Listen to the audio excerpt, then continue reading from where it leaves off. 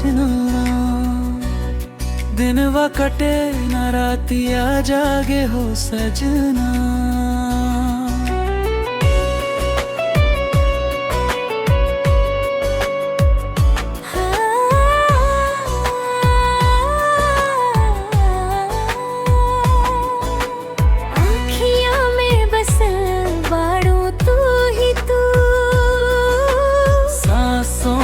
बसल बाड़ू तू ही तू। दिल के धड़कन बोले नाम तोहार। कैसे बताई हम करे ले कितना प्यार। तोहरे बिना जी न सकी हम। तोहरे बिना रह न सकी हम।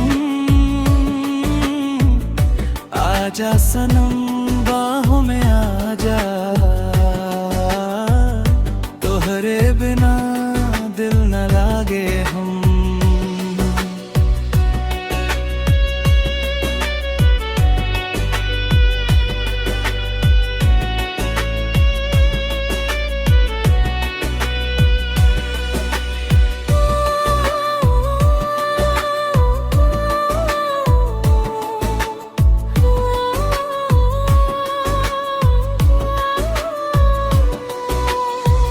चांदनी रात में तो हर चेहरा चमके।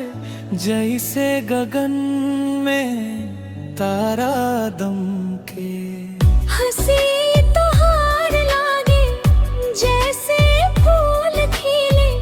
दिल के हर कोना तब से हंदी। तोरे बातन में जादू कुछ ऐसन। भूला दिल दुनिया के हर एक टेंशन।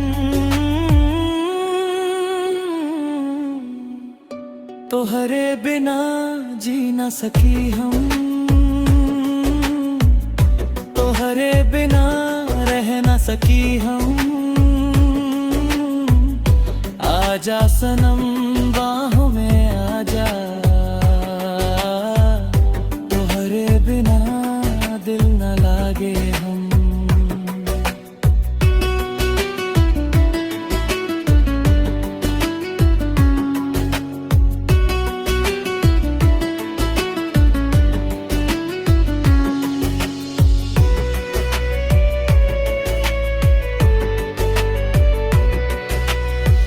जब से मिलल बाड़ू तू हमसे। बदली गई जिंदगी हमार तब से। रंगीन हो गई हर एक सपना। तोहरे बिना लागे सब कुछ अपना।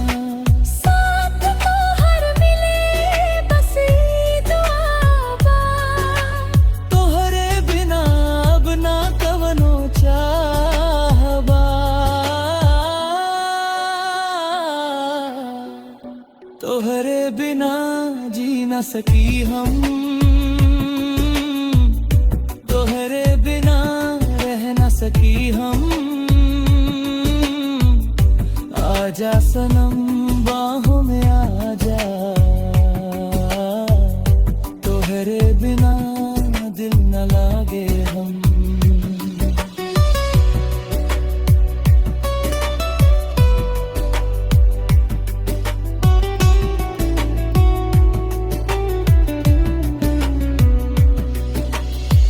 कसम से कहतानी हम तोहरा से जुदा ना हो।